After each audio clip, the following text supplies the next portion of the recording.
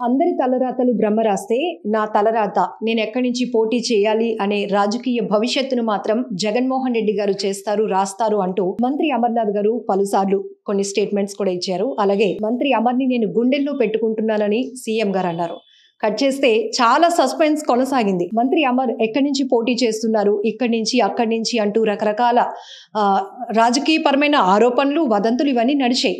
ఇప్పుడు గాజువాక ఇన్ఛార్జిగా మంత్రి గుడివాడ అమర్నాథ్ గారిని నియమించడం పట్ల ఒక కొత్త ఉత్సాహం అయితే నెలకొందని చెప్పొచ్చు. అయితే గాజువాకలో ఫేస్ చేయాల్సినటువంటి ఛాలెంజెస్ ఏంటి, ఇప్పటికీ అనకాపల్లి నుంచి గాజువాక వరకు తన రాజకీయ ప్రయాణాన్ని ఎలా కొనసాగించబోతున్నారు, ప్రజెంట్ మనతో పాటు మంత్రి అమర్ గారు ఉన్నారు, అడిగి తెలుసుకుందాం. Sir first congratulations. Thank you very much. ఏం చెప్తారు అమర్ గారి ప్రయాణం అనకాపల్లి టు గాజువాక?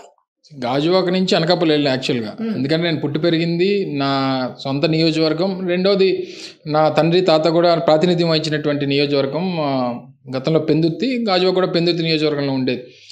ఏదేమైనప్పటికీ గౌరవ ముఖ్యమంత్రి గారు ఏ బాధ్యత అప్పచెప్తే ఆ బాధ్యతను నిర్వర్తిస్తానన్నటువంటి మాట ఇప్పుడు కాదు, గతంలో అనకాపల్లి నియోజకవర్గ కొత్త సమన్వయకర్తను నియమించినప్పుడు కూడా చెప్పాను, అనేక సందర్భాల్లో మీతో చెప్పాను.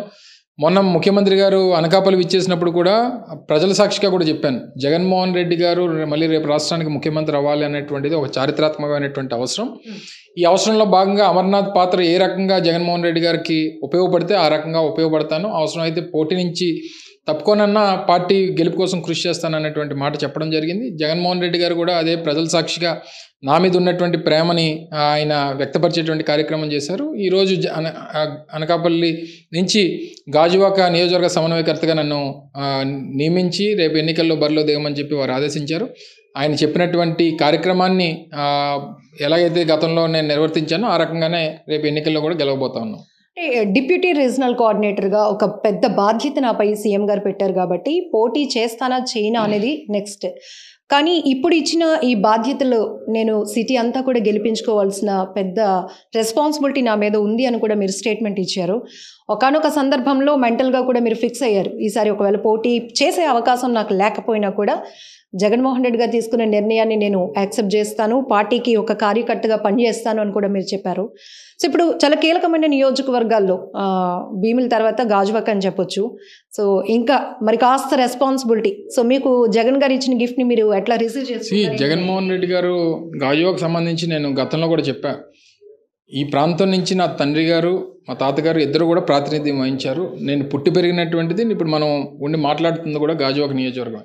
సో ఈ ప్రాంతం నా సొంత గ్రామాలు లేదా నా ప్రాంతం, ఈ ప్రాంతంలో ఉన్నటువంటి ప్రజలు, ఈ ప్రాంతం మీద పూర్తి అవగాహన, ఈ ప్రాంతంలో ఏ ఊర్లు ఉంటాయి, ఏ గ్రామాలు ఉంటాయి, ఎవరెవరు ఉంటారు, ఏ కుటుంబాలు ఉంటాయి,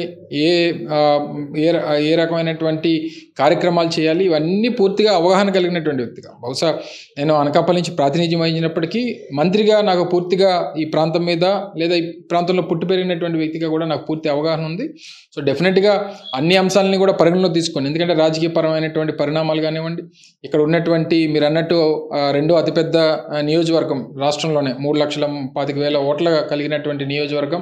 సో అన్ని రకాలుగా కూడా పెద్ద ఎత్తున ప్రచార కార్యక్రమాలు కానివ్వండి, రేపు ఎన్నికలకు సంబంధించినటువంటి ఏర్పాట్లు కానివ్వండి, వీటితో పాటు ప్రధానంగా ఇక్కడ ఉన్నటువంటి అంశాలను కూడా ప్రజల్లోకి తీసుకుని వెళ్ళి ఏ రకంగా పరిష్కరించబోతా ఉన్నాం అనేటువంటి కూడా చెప్పేటువంటి కార్యక్రమం చేస్తాం. ఒక సందర్భంలో వైసీపీ నియోజకవర్గ ఇన్ఛార్జీలను లిస్టులో ఒక్కొక్కటి ప్రకటిస్తున్నప్పుడు మీకు అందులో ఒక అవకాశం లేకపోయినప్పుడు కూడా రాజకీయ పరమైన ఆరోపణలు కూడా ఎదుర్కొనే పరిస్థితులు ఉన్నాయి.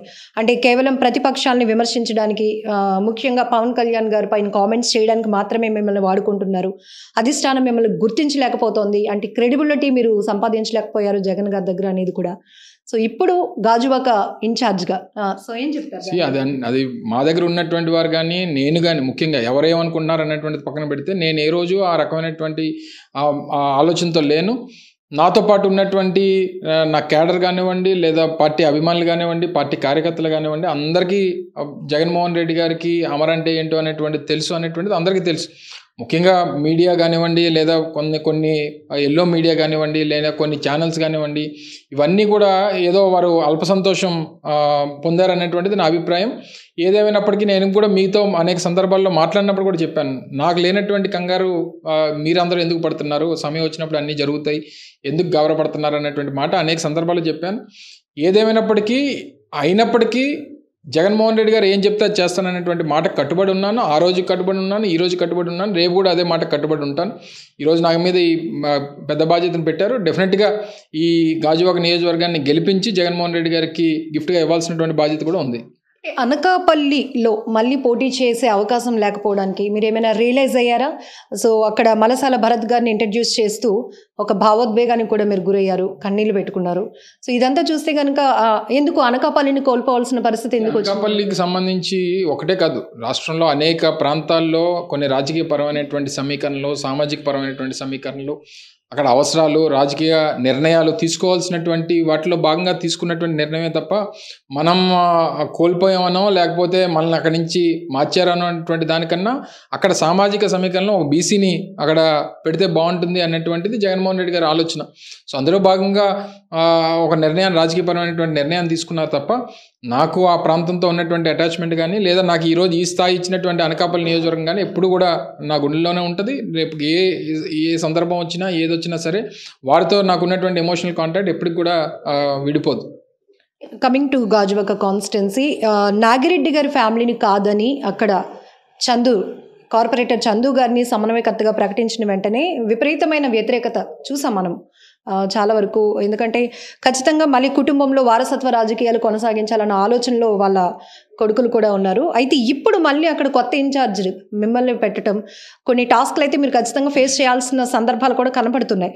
ఇటు నాగిరెడ్డి గారిని, అటు చందుని, ఇట్లా ఎలా మీరు కుటుంబం కానీ, తిప్పల కుటుంబం కానీ, లేదా ఉరుకుట్ కుటుంబం కానీ, ఈ ప్రాంతంలో అనేక దశాబ్దాల నుంచి ఈ మా 3 తరాల నుంచి కలిసి నడుస్తున్నటువంటి కుటుంబాలన్నీ కూడా. సో ఏదేమైనప్పటికీ ప్రతి ఒక్కరికి రాజకీయపరమైనటువంటి ఆలోచనలు, వారి భవిష్యత్తుకు సంబంధించినటువంటి ఆలోచనలు అనేక ఉండొచ్చు.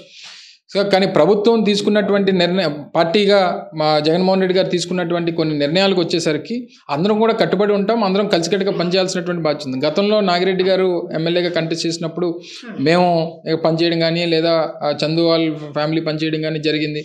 లేదా గతంలో నాన్న ఎమ్మెల్యేగా పోటీ చేసినప్పుడు అదే ఫ్యామిలీ మాకు పనిచేయడం జరిగింది. అప్పుడు కూడా వాళ్ళు అందరూ కూడా కలిసికట్టుగా పనిచేస్తాం. సో ఇప్పుడే నాగిరెడ్డి గారితో కూడా ఆల్మోస్ట్ 1.5 hour వారితో కలిసి కూర్చొని మాట్లాడి రావడం జరిగింది. సో అందరం కూడా కలిసికట్టుగా పనిచేద్దాం, పార్టీ గెలిపే ఇంపార్టెంట్ అనేటువంటిది వారు చెప్పేటువంటి మాట. సో ఏదన్నా ఉన్నా డెఫినెట్గా రాజకీయాల్లో ఉన్నటువంటి ప్రతి ఒక్కరూ మనం మళ్ళీ రేపు ఇది ఎన్నికలు వచ్చినప్పుడు మనం పోటీ చేయాలన్నా, లేకపోతే మనం గెలవాలని, లేదా మన కుటుంబం ఉండాలనేటువంటి ఆలోచన ప్రతి ఒక్కరికి ఉంటుంది. సో ఆ గౌరవం ఎక్కడా కూడా నాగిరెడ్డి గారికి కానీ, లేదా వారి కుటుంబానికి కానీ, లేదా నిన్నటి వరకు సమన్వయకర్తగా ఉన్నటువంటి చందుకు కానీ ఎవరికి కూడా ఆ గౌరవం తక్కకుండా చూసుకున్నటువంటి బాధ్యత తీసుకుంటాం. రాజకీయాల నుంచి చూస్తున్నటువంటి వాళ్ళం అందరూ ఒక కుటుంబ సభ్యులం. కులాలు వేరైనా, లేకపోతే ఇంకోటి వేరైనా, ఏది వేరైనా అందరం కూడా వైఎస్ఆర్ కాంగ్రెస్ పార్టీ కుటుంబం. ఈ వైఎస్ఆర్ కాంగ్రెస్ పార్టీ కన్నా దాదాపు 40 సంవత్సరాల నుంచి అందరం కూడా కలిసిమెలిసి పెరిగినటువంటి కుటుంబాలు. అందరం కూడా ఇందులో ఏ రకమైనటువంటి మనస్పర్ధలు అనేటువంటి ఏమి ఉండవు. చిన్న వాళ్ళకు ఉన్నటువంటి బాధ ఉండొచ్చు, లేకపోతే ఇంకోటి ఉండొచ్చు, వాటన్నిటిని కూడా అధిగమించేటువంటి కార్యక్రమం చేస్తాం. పొత్తుల పోటీని ఎలా చూస్తున్నారు? గాజువాకలో ఇప్పుడు బీజేపీ, జనసేన, టీడీపీ ఉమ్మడి అభ్యర్థిగా వచ్చే క్యాండిడేట్ని మీరు ఎట్లా బీట్అవుట్ చేయగలను అని అనుకుంటున్నారు?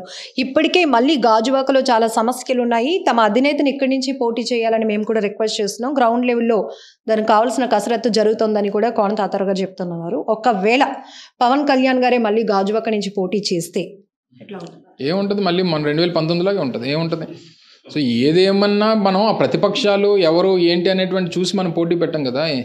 అందరూ కూడా మన బలం ఏంటి, మన తాలూకు స్ట్రెంగ్త్ ఏంటి, లేకపోతే గతంలో పవన్ కళ్యాణ్ గారు పోటీ చేసినప్పుడు నాగిరెడ్డి గారు క్యాండిడేటు, పోనీ ఈ ప్రాంతంలో కుల సమీకరణలు అవన్నీ చూసినా సరే ఆయన కష్టపడి పనిచేసినటువంటి వ్యక్తిగా, ఈ పార్టీ కోసం ఆయన అహర్నెస్లో కష్టపడి పనిచేసినటువంటి వ్యక్తిగా పార్టీ గుర్తించి వారికి సీట్ ఇచ్చింది. ఆ రోజు పార్టీ అంతా కూడా కలిసికట్టుగా చేసి ఆయన గెలిపించుకునేటువంటి కార్యక్రమం చేశారు. So end of the day పార్టీకి ఉన్నటువంటి ఇమేజ్ ఏంటి, పార్టీ నాయకుడికి ఉన్నటువంటి ఇమేజ్ ఏంటి, అక్కడ ఉన్నటువంటి క్యాండిడేట్కి ఉన్నటువంటి ఇమేజ్ ఏంటి, ఎవరు అందుబాటులో ఉంటారు, ఎవరికి మనకు తోడుగా ఉంటారు, మన సమస్యలకి పట్ల ఎవరికి అవగాహన ఉంది, ఇవన్నీ స్థానిక ప్రజలు చూస్తారు తప్ప ఎవరు చంద్రబాబు నాయుడు వచ్చి పోటీ చేస్తున్నారా, పవన్ కళ్యాణ్ వచ్చి పోటీ చేస్తున్నారా, లోకేష్ వచ్చి పోటీ చేస్తున్నారు అనేటువంటిది అవి అప్రస్తుతం. అలాగే మొన్న తెలంగాణలో కేసీఆర్, రేవంత్ రెడ్డి ఇద్దరు ఒక సీట్లో ఓడిపోయారు. వాళ్ళిద్దరి మీద వెంకటరమణారెడ్డి గారు అన్నటువంటి ఒక వ్యక్తి గెలిచాడు. మరి ఇద్దరు సీఎం క్యాండిడేట్లో ఓడిపోయారని అంటే ఏంటి అర్థం? సో ఏదేమైనప్పటికీ అక్కడ స్థానికంగా ఉన్నటువంటి పరిస్థితులు, సమస్యలు, వాటి మీద అవగాహన, అక్కడ అందుబాటులో ఉండేటువంటి నాయకత్వం, ఆ రాజకీయ పార్టీకి ఉన్నటువంటి బలం, ఆ రాజకీయ పార్టీ గత 5 సంవత్సరాలకి చేసినటువంటి పనులు, ఇవన్నీ కూడా ప్రజలు చూస్తారు తప్ప ఎదుటివాడు ఎవరున్నారు అనేటువంటి దాన్ని మేము స్పెసిఫిక్గా ఎవరు అనేటువంటి దాని మీద మేము ఆలోచన చేయం. మా స్ట్రాటజీ ఎప్పుడు కూడా వన్ సైడెడ్గా మా ఏం చేయాలనేటువంటి దాని మీద చేసుకుని వెళ్తాం. అంటే గాజువాకని కాస్త వినూత్నంగా చూడాల్సిన అవసరం కూడా ఉంది. ఎందుకంటే అది ఇండస్ట్రియల్ క్యాపిటల్గా పేరుగాంచినటువంటి పారిశ్రామిక ప్రాంతం, మైగ్రేటెడ్ ఎక్కువ ఉంటారు. మీరు గాజువాక ఓటర్లకి ఏం చెప్పాలి అనుకుంటున్నారు? సో గాజువాక నియోజకవర్గంపై మీకున్న పట్టు ఏంటి? గాజువాకలో ప్రతి ఇంచు కూడా నాకు తెలిసినటువంటి వ్యక్తిని, ఈ ప్రాంతంతో నాకు పూర్తి సత్సంబంధాలు ఉన్నటువంటి వ్యక్తిని, గతంలో నేను కార్పొరేటర్గా కూడా ఈ ప్రాంతం నుంచే పనిచేసినటువంటి వ్యక్తిని, ఈ ప్రాంతంలో ఉన్నటువంటి ప్రజల సమస్యల పట్ల, ఇక్కడ ఉన్నటువంటి అవసరాల పట్ల, ఈ ప్రాంతం ఏ రకంగా ఎదిగేటువంటి దానికి అవకాశం ఉందనేటువంటిది పూర్తి అవగాహన ఉన్నటువంటి వ్యక్తిని. ఈరోజు రాష్ట్రంలో కూడా అత్యధికంగా అభివృద్ధి చెందుతున్నటువంటి మండలాల్లో గాజువాక మండలం మొదటి ప్లేస్లో ఉంది. పర్ క్యాపిటల్ ఇన్కమ్ కానివ్వండి, లేదా జిఎస్డిపికి సంబంధించినటువంటి దాంట్లో కానివ్వండి, మీరు చెప్పినటువంటి ఈ పరిశ్రమలో, ఈ పారిశ్రామిక ప్రాంతం మధ్యలో ఉన్నటువంటి ప్రాంతం వల్ల ఎక్కువ మంది ఉద్యోగస్తులు ఉండడం వల్ల, లేకపోతే ఇతర ప్రాంతాల నుంచి వచ్చి ఇక్కడ కాంట్రాక్ట్ ఉద్యోగస్తులుగా నివసిస్తూ ఉన్నటువంటి వారు కానివ్వండి, వీటన్నిటి మధ్య వారికి సుఖమైనటువంటి జీవితం, వారికి కావాల్సినటువంటి సదుపాయాలు, వారికి ఈ ప్రాంతంలో మంచి ప్రాంతంగా ఉంది, ఈ ప్రాంతంలో బ్రతకడానికి మనకు బాగుంది అనేటువంటి విధంగా అన్ని మౌలిక సదుపాయాలు కల్పించేటువంటి బాధ్యత తీసుకుంటాం. గాజువాక కేంద్రంగా అనేక సమస్యలు ఉన్నప్పటికీ ప్రధానంగా విశాఖ స్టీల్ ప్లాంట్ అంశం అనేది ఇప్పుడు కీలకంగా మారబోతోంది. ఎందుకంటే ఖచ్చితంగా ఎన్నో ఏళ్ల పోరాటం, ఇప్పటికీ అలా నిరసనలు కంటిన్యూ అవుతూనే ఉన్నాయి. బట్ ఈ ఎన్నికల్లో స్టీల్ ప్లాంట్కి సంబంధించి ఎలాంటి స్టాండ్తో మీరు గాజువాక గతంలో ఏదైతే స్టాండ్ ఉందో ఆ స్టాండ్ మీద మేము కట్టుబడి ఉన్నాం. దానికి ఏదైనా స్టాండ్లో తేడా వస్తే ప్రతిపక్షాలకు స్టాండ్ తేడా రావాలి తప్ప మా స్టాండ్ ప్రైవేటీకరణకి వైఎస్ఆర్ కాంగ్రెస్ పార్టీ వ్యతిరేకం. అది మొదటి రోజు ఆ ప్రభుత్వం నిర్ణయం తీసుకున్నప్పుడు దానికి వ్యతిరేకిస్తూ వచ్చాం. ఇక్కడ జరుగుతున్నటువంటి పోరాటాలకు మద్దతు ఇస్తూ వచ్చాం. ఈరోజు ఇందులో మమ్మల్ని దోషులుగా నిలబెట్టాలనేటువంటి ప్రయత్నం ఆ రోజు తెలుగుదేశం పార్టీ కానీ ఇతర రాజకీయ పార్టీలు కానీ చేసేటువంటి ప్రయత్నం చేశారు. మేము మొదటి నుంచి చెప్పింది ఏంటి, కేంద్ర ప్రభుత్వానికి రాష్ట్ర ప్రభుత్వానికి ఉన్నటువంటి సంబంధాలే మాకు ఉన్నాయి తప్ప మేము భారతీయ జనతా పార్టీకి వైఎస్ఆర్ కాంగ్రెస్ పార్టీకి పార్టీలుగా మాకు సంబంధం లేదు అనేటువంటిది మొదటి నుంచి చెప్తూ వచ్చాం. ఈ రోజు జరిగినటువంటి పొత్తుల తర్వాత ఎవరు తోడు దొంగలో, ఎవరు తెరచాడు దొంగలో, ఎవరు దీనికి మద్దతు పలుకుతూ వచ్చారు అనేటువంటిది అర్థమవుతుంది. ఇప్పుడు సమాధానం చెప్పాల్సి వస్తే వాళ్ళు సమాధానం చెప్పాలి తప్ప వాళ్ళు స్టాండ్ మార్చుకోవాలి తప్ప మా స్టాండ్లో ఏ రకమైనటువంటి మార్పు ఉండదు. స్టీల్ ప్లాంట్ ప్రైవేటీకరణకి వైఎస్ఆర్ కాంగ్రెస్ పార్టీ పూర్తిగా వ్యతిరేకం. దానికి అండగా నిలబడతాం. ప్రైవేటీకరణ చేసేటువంటి దానికి మేము ఒప్పుకోం. దానికి కావాల్సినటువంటి పోరాటం వైఎస్ఆర్ కాంగ్రెస్ పార్టీ కార్మికులతో కలిసి చేస్తుంది. మాకు స్థాయి ఉన్నంత వరకు, మాకు అవకాశం ఉన్నంత వరకు మేము పోరాటం చేస్తూనే ఉంటాం. ప్రతిపక్షాల విషయంలో కావచ్చు, మీడియా వేదిక కావచ్చు, మంత్రి అమర్ గారి పైన ఒక స్పెషల్ ఫోకస్ ఉంది. ఎందుకంటే మీరు అట్లా క్రియేట్ చేసుకున్నారు. కీలకమైన వ్యాఖ్యలు ప్రతిపక్షాలకి ధీటుగా చెప్పే విషయంలో కావచ్చు, ఏదైనా. సో ఒక 5 శాఖలకి సంబంధించి కీలక మంత్రిగా, అతి చిన్న వయసులో ఎమ్మెల్యేగా గెలిచి మంత్రిగా ఉన్న మీరు, సో ఫస్ట్ లిస్టులోనే ఎందుకు అంత ప్రయారిటీ తీసుకోలేని పరిస్థితులు నెలకొన్నాయి అని చెప్పొచ్చు. సో ఇప్పటికైనా గాజువాకలో మీరు సమన్వయకర్తగా ప్రకటించిన తర్వాత మీ గెలుపు ఖాయమని భావించవచ్చు. గెలుపు పోటీ చేసిన ప్రతి ఒక్కరు గెలవాలనే పోటీ చేస్తాం. ఎండ్ ఆఫ్ ద డే అంతిమ నిర్ణేతలు ప్రజలు.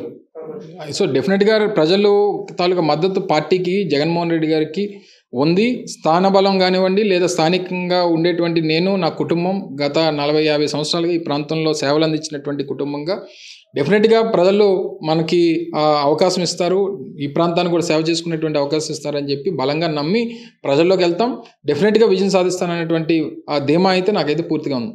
ఇప్పుడు మీరు ఇన్ఛార్జ్గా ప్రకటించిన తర్వాత నాగిరెడ్డి గారిని కూడా కలిసి వచ్చారు. ఏం చెప్పారు ఆయన కూడా? ఆయన 100% నేను పార్టీ ఏ రకమైనటువంటి నిర్ణయం తీసుకుంటే ఆ నిర్ణయాన్ని నేను కట్టుబడి ఉంటాను. అందరం కలిసికట్టుగా పనిచేస్తాం. సహజంగా పెద్ద ఆయన ఏం కోరుకుంటాడు, ఎక్కడ కూడా నాకు ఏ రకంగా గౌరవం తక్కకుండా చూసుకోనేటువంటి మాట ఏ పెద్ద నాయకుడైనా చెప్తారు. ఆ రకంగానే చెప్పారు. నేను కూడా అంతే విధిగా, ఎందుకంటే నాన్నగారితో కూడా కలిసి పనిచేసినటువంటి వ్యక్తి, రాజకీయాలు చేసినటువంటి వ్యక్తి. నేను దేవన్ అంటే ఆయన వాళ్ళ అబ్బాయి ఎంతో నేను అంతే కింద నేను భావించాను, ఆయన ఆ రకంగానే భావించారు. సో డెఫినెట్గా ఆయన కొడుకుగా భావించి పూర్తి స్థాయిలో బాధ్యతలు తీసుకోమని చెప్పి నేను కోరడం జరిగింది. ఆ రకంగానే చేస్తానని చెప్పి ఆయన కూడా మాటిచ్చారు. గాజువాక వరకు వస్తే ప్రత్యేకత, స్థానికత అనేది చాలా బలమైన ప్రభావం చూపించే పరిస్థితి. అంటే వాళ్ళకి ఎక్కువ ప్రయారిటీ ఉంటుంది కాబట్టి ఇక్కడ వాళ్ళని గెలిపించుకోవటానికి మ్యూచువల్ అండర్స్టాండ్తో కూడా లాస్ట్ టైం పవన్ కళ్యాణ్ గారు ఓడించడానికి పల్లా అలాగే నాగిరెడ్డి గారు కలిశారు అనేది. సో ఇప్పుడు ఏం చెప్తారు, ఒకవేళ పల్లా గారే త్రిముఖ పోటీలో అంటే పొత్తుల నుంచి పోటీలో ఉంటే గనుక అప్పుడు మీకు ఏదున్నా సరే ఇప్పుడు గతంలో అలాగైతే పల్లా సింహాచలం గారు నాన్నగారు పోటీ పడ్డారు పెందుర్తి 89లో. సో వాళ్ళిద్దరూ అప్పుడు స్థానికంగానే ఉండేటువంటి వ్యక్తులు. ఆ రోజు 89లో నాన్నగారు పల్లా సింహాచలం అంటే పల్లా శ్రీనివాస్ గారి ఫాదర్ మీద గెలిచినటువంటి పరిస్థితులు ఉన్నాయి. సో గెలుపు ఓటములు అనేటువంటిది ఎవరి చేతిలోనే ఉండవు. ఏదేమైనప్పటికీ మన పార్టీ స్ట్రెంగ్త్, ఎందుకంటే జనరల్ ఎలక్షన్స్ వచ్చినప్పుడు అక్కడ జగన్మోహన్ రెడ్డి గారు వర్సెస్ చంద్రబాబు నాయుడే చూస్తారు తప్ప ఇక్కడ పల్లా శ్రీను అమర్నాథ్ అనేటువంటిది కొంతమేరకు ఇక్కడ ఉన్నటువంటి పరిస్థితులను బట్టి కొంతమేర పనిచేస్తే తప్ప ఓవరాల్గా పార్టీ వేవ్ మీద వెళ్ళిపోతుంది. సో పార్టీ వేవ్ అభ్యర్థుల బలం కొంత పర్సెంటేజ్ ఉంటుంది. నేను ఏమంటానంటే స్థానికంగా కార్పొరేషన్ ఎన్నికలు కార్పొరేటర్లు, కౌన్సిలర్లు, సర్పంచ్లు అనేసరికి ఏమవుతుందంటే మనుషులు చూస్తారు. జనరల్ ఎలక్షన్స్ ఇప్పుడు 3,25,000 మంది ఓటు హక్కు వినియోగించుకునేటువంటి జనరల్ ఎలక్షన్స్లో ఎవరితో ఉన్నారనేటువంటిది ఎవరు కూడా మనం బేరీ చేసేటువంటి ప్రసక్తి ఉండదు. ఇది ఎలా ఉంటుందంటే జగన్మోహన్ రెడ్డి గారా చంద్రబాబు నాయుడు గారా అనేటువంటి దాని మీద వెళ్తుంది. స్థానికంగా ఉన్నటువంటి అభ్యర్థిత్వాలు అనేటువంటి 10%, 15% అనేటువంటి పనిచేస్తాయి. సో ఆ స్ట్రెంగ్త్ అనేటువంటిది ఉంది అనేటువంటిది నేను భావిస్తూ ఉన్నా. సో ఆ స్ట్రెంగ్త్ నాకు కూడా ఉపయోగపడుతుంది అనేటువంటిది పూర్తి భరోసాతో ఉన్నా.